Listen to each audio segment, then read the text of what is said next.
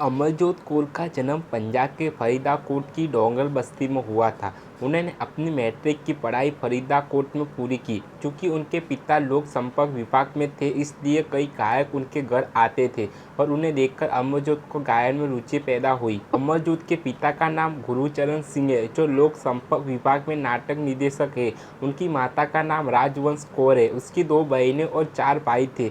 कथित तौर पर यह कहा गया कि अमरजोत अमर सिंह चमकीला से शादी करने से पहले शादीशुदा थी और उन्होंने गायक के रूप में अपना करियर जारी रखने के लिए अपने पहले पति को छोड़ दिया है। उन्होंने 1983 में अमर सिंह चमकीला से शादी की और उनका जयमन चमकीला नाम का एक बेटा है, जो एक गायक भी है। अमरजोत कौर ने उस समय के कई लोकप्रिय गायकों जैसे प्यार सिंह पंछी, कर्नल गिल और दाना सिंह रंगीला के साथ गाना गाया।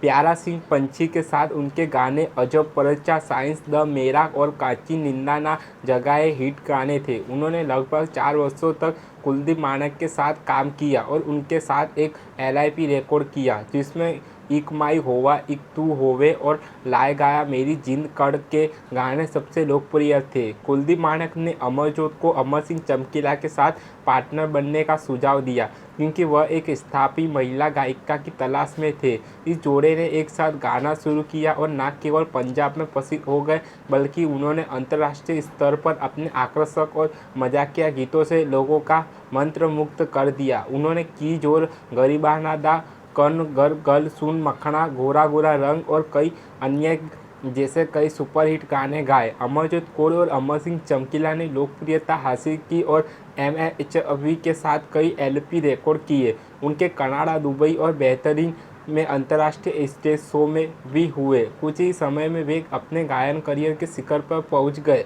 8 मार्च 1988 को अमरजोत कौर और उनके पति अमर सिंह चमकीला की अज्ञात हमलावरों ने गोली मारकर हत्या कर दी थी, जब दोनों मैसापुर में एक कार्यक्रम में भाग लेने के लिए अपने वाहन से बाहर निकले रहे थे। बाद में पुलिस ने जांच शुरू की, लेकिन अपराधी को पकड़ने में असफल रही, जिसके परिणाम स्वरूप मामला किसी निष्कर्ष पर नहीं पहुंचा। अमरजोत और चमकीला की हत्या रहस्य बनी हुई है। अमरजोत और चमकीला की हत्या से जुड़ी कई थ्योरीज है।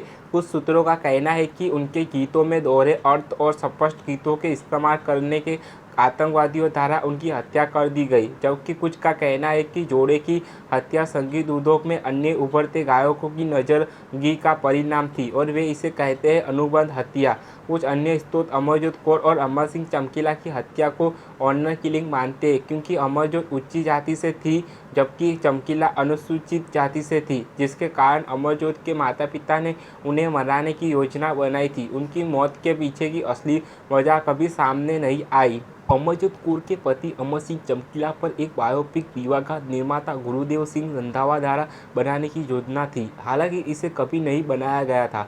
रंधावा के बेटों के मुताबिक चमकीला की विधवा गुरमेला कौर ने अक्टूबर 2012 में चमकीला पर बायोपिक बनाने के अधिकार उनके पिता को सौंप दिया थे। हालांकि नवंबर 2022 में रंधावा की मृत्यु के बाद यह बताया गया कि बॉलीवुड निर्देशक इम्तियाज अली, दिलजीत दोसांझ और परिणीत चोपड़ा अभिनीत चमकीला पर एक बायोपिक बना रहे थे।